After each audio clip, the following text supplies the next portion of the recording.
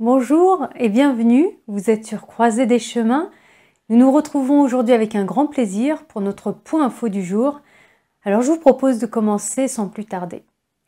Les chèques de relance pourraient arriver dès cette semaine. L'attaché de presse de la Maison-Blanche, Jen Psaki, a déclaré jeudi aux journalistes que les gens pourraient bientôt voir ces dépôts directs.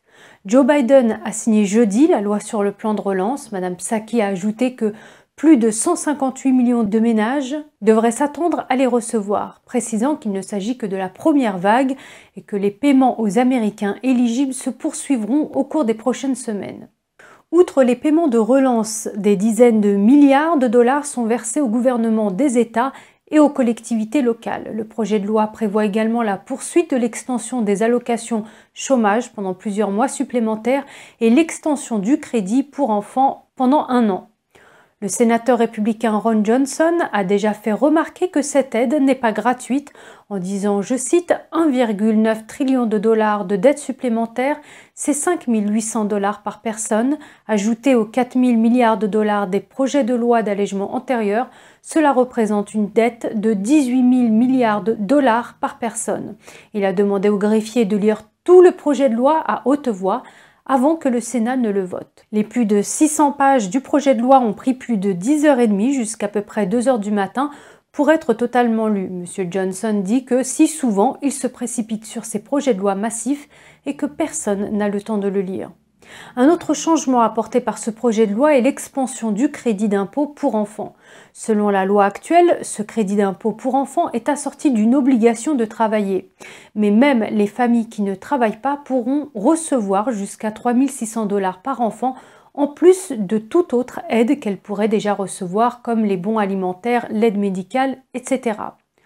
Toutes les familles de contribuables gagnant moins de 200 000 dollars peuvent demander le crédit complet. Robert Rector, chargé de la recherche en politique intérieure à la Heritage Foundation, affirme que ce programme de crédit d'impôt pour enfants coûterait au pays près de 80 milliards de dollars par an et environ 40 milliards de dollars supplémentaires en réduction d'impôts. Il écrit que le vrai problème de l'aide sociale est qu'elle décourage les gens à travailler. Il s'agit également d'un renversement de la réforme de l'aide sociale des années 1990.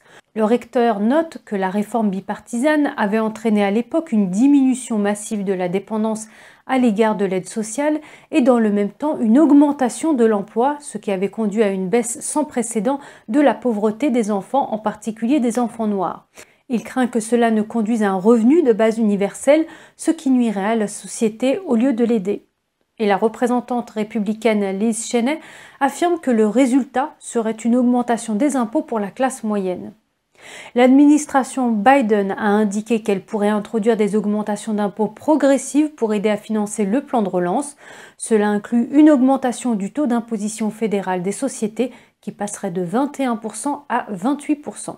Aujourd'hui, la Tax Foundation, un organisme conservateur, affirme que la proposition fiscale de M. Biden ferait passer le taux d'imposition combiné État fédéral, État américain à plus de 32%. Cela en ferait le taux le plus élevé des pays du G7. Selon le Tax Foundation, l'augmentation des impôts de Biden réduirait la production économique à long terme, supprimerait environ 160 000 emplois et réduirait les salaires. Politico rapporte que le projet de loi de relance prévoit une hausse d'impôts de 60 milliards de dollars pour les riches et les grandes entreprises. 3 grands domaines sont concernés. Les sociétés cotées en bourse dont les salariés les plus haut placés gagnent plus d'1 million de dollars verront leur déduction supprimée. Un autre concerne la manière dont les multinationales comptabilisent leurs impôts et un troisième, la manière dont les propriétaires d'entreprises non constituées en société comptabilisent leurs pertes.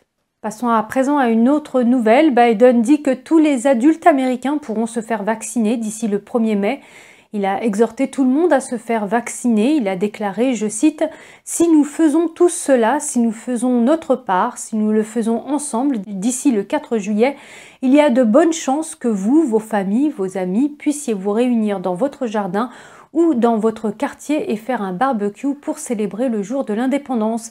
Il ne s'agit pas de grands événements réunissant beaucoup de monde, mais de petits groupes qui pourront se réunir. » Fin de citation. Cette semaine, Biden a demandé au gouvernement de commander plus de doses de vaccins. Il livrera les vaccins à des centaines de centres de santé communautaires supplémentaires et doublera le nombre de pharmacies participantes. Biden indique que les outils seront mis en place d'ici le 1er mai pour faciliter l'obtention du vaccin. Cela comprend un site internet, des équipes techniques pour aider les États à créer leur site internet et une ligne téléphonique d'urgence. Cette semaine, un responsable de la santé a déclaré que plus de 90 millions d'Américains avaient reçu déjà au moins une dose et plus de 30 millions sont complètement vaccinés. Le CDC dit que les grands-parents vaccinés peuvent désormais rendre visite à leurs petits-enfants et les embrasser sans porter de masque dans la plupart des cas. Passons maintenant au Congrès. Les lois sur les armes à feu pourraient bientôt changer. La Chambre des représentants a adopté hier 2 projets de loi visant à renforcer les règles de vérification des antécédents pour les ventes d'armes à feu et le Sénat devrait bientôt les adopter. L'un des 2 projets de loi sur les armes à feu exigerait que tous les acheteurs d'armes à feu passent par une vérification des antécédents lorsqu'ils achètent par l'intermédiaire d'un revendeur ou d'un propriétaire privé. La mesure connue sous le nom de HR8 donnerait aux autorités 10 jours ouvrables pour que les vérifications d'antécédents fédérales soient achevées avant qu'une vente d'armes à feu puisse être autorisée. Le projet de loi complémentaire est intitulé Bipartisan Background Check Act of 2021, adopté à 227 contre 230 voix. 8 républicains ont voté pour le projet de réforme des armes à feu, tandis qu'un démocrate, le représentant Jared Golden du Maine, a voté contre. 5 républicains ont coparrainé le projet de loi avec plusieurs démocrates. Le projet de loi stipule, je cite, « L'objectif de cette loi est d'utiliser le processus actuel de vérification des antécédents aux États-Unis pour s'assurer que les personnes interdites de possession d'armes à feu ne soient pas en mesure d'obtenir des armes à feu. » À l'heure actuelle, toute arme à feu achetée dans un magasin de détail ou en ligne doit faire l'objet d'une vérification des antécédents et doit impliquer un marchand d'armes titulaire d'une licence fédérale d'armes à feu connue sous le nom de FFL. Plus précisément, le HR8 exigerait également la vérification des antécédents pour les ventes privées. Les partisans du projet de loi affirment que cela rendra les communautés plus sûres en réduisant le risque que les armes à feu ne tombent entre les mains de criminels, mais les critiques estiment que la plupart des criminels n'acquièrent pas leurs armes à feu légalement, de sorte que l'extension de la législation sur la vérification des antécédents ne contribuerait guère à réduire la violence armée. Le président de la commission judiciaire de la Chambre des représentants, Jerry Nadler, a déclaré, je cite, « Il n'y a aucune raison de continuer à faciliter l'acquisition d'armes à feu par des personnes auxquelles la loi interdit d'en posséder. Et les preuves montrent clairement que les vérifications des antécédents fonctionnent et réduisent de manière significative la violence armée. » Fin de citation. Pourtant, les études montrent que des vérifications universelles des antécédents ont très peu d'effet sur les taux de criminalité ou de suicide. Le représentant républicain Dan Crenshaw, républicain du Texas, a déclaré en 2019, avant de voter pour la première fois sur le projet de loi, je cite, « Toutes les tragédies que nous avons vues, qu'il s'agisse de Parkland ou de Sutherland, ou de tragédies de Thousand ou de Sandy Hook, aucune d'entre elles n'aurait été évitée par le HR8. » Ajoutant, nous devons donc nous poser la question, si nous devons empiéter sur les libertés des gens, pourquoi le faisons-nous ? Cela ne servira à rien si cela ne permet pas de prévenir les tragédies. Alors pourquoi empiéter sur les libertés des gens ? Fin de citation.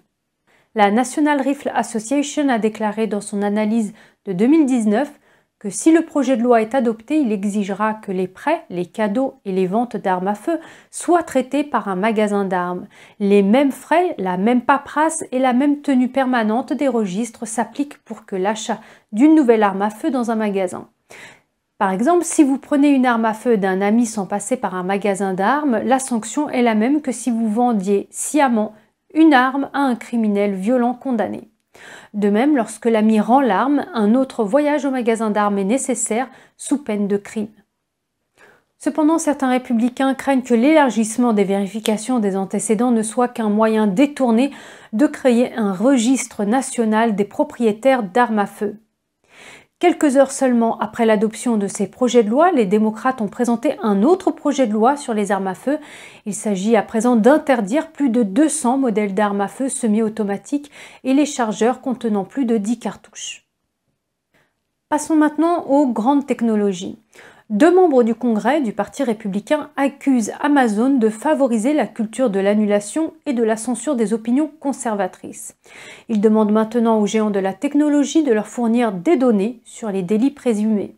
Dans une lettre adressée au PDG d'Amazon, Jeff Bezos, les membres du Congrès Jim Jordan et Ken Buck ont déclaré qu'Amazon joue un rôle de premier plan dans la réduction au silence des conservateurs.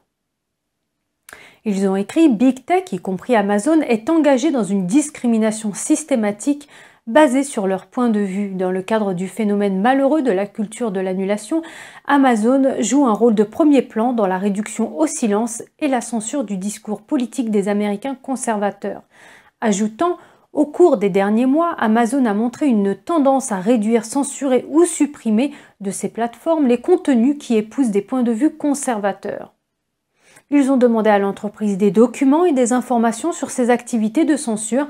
Jordan est le principal républicain de la commission judiciaire de la Chambre des représentants. Quant à Buck, il est le principal républicain de la sous-commission antitrust de la commission judiciaire de la Chambre. Dans la lettre, ils énumèrent plusieurs des décisions éditoriales présumées d'Amazon. Des choix qui, selon eux, donnent l'apparence d'un effort coordonné pour annuler le discours conservateur sur les plateformes de l'entreprise. Dans un cas, Amazon a refusé d'autoriser la publicité pour un livre qui critiquait l'idéologie transgenre. Dans un autre cas, la plateforme de livres électroniques Kindle d'Amazon a refusé de publier un livret contestant certains points de vue sur l'efficacité des confinements en cas de pandémie. La société technologique a également banni définitivement le président Trump de son service de streaming vidéo Twitch et plus tard, elle a annulé Parler, un concurrent de Twitter, une plateforme populaire auprès des conservateurs. Jordan et Buck demandent à l'entreprise de produire des documents sur ces 7 cas présumés de censure contre les points de vue conservateurs avant le 25 mars. Et nous passons à présent à quelques bonnes nouvelles. Au Texas, 31 enfants disparus ont été retrouvés et réunis. L'opération qui a duré 1 mois s'est bien terminée. 7 enfants ont été sauvés du trafic sexuel et les 24 autres ont retrouvé leurs tuteurs légaux. Il s'agissait d'un effort coordonné et conjoint entre le service des maréchaux des États-Unis, le Homeland Security Investigation, avec l'aide des services de police d'Arlington, Dallas et le Grand Prairie.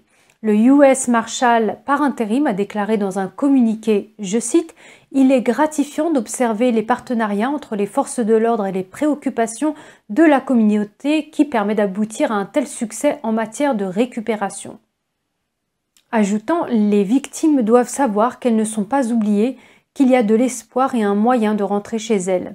Eddie Garcia, chef de la police de Dallas, déclare « Nous espérons que chacun d'entre eux pourra laisser cette expérience traumatisante derrière lui et aller de l'avant pour mener une vie heureuse et productive. » Selon le National Crime Information Center, plus de 346 000 rapports d'enfants disparus ont été enregistrés en 2020. Le chef de la police d'Arlington, Al Jones, a déclaré, je cite, « Ces enfants et adolescents représentent certaines de nos populations les plus vulnérables ou des enfants tentant de s'attaquer à leur innocence. Nous n'aurons de cesse que chaque enfant soit retrouvé sain et sauf et que quelqu'un soit tenu pour responsable. » Fin de citation. Voilà, Croisée des chemins, c'est fini pour aujourd'hui. Merci de votre présence et de votre écoute. Prenez soin de vous et je vous dis à très bientôt. Au revoir.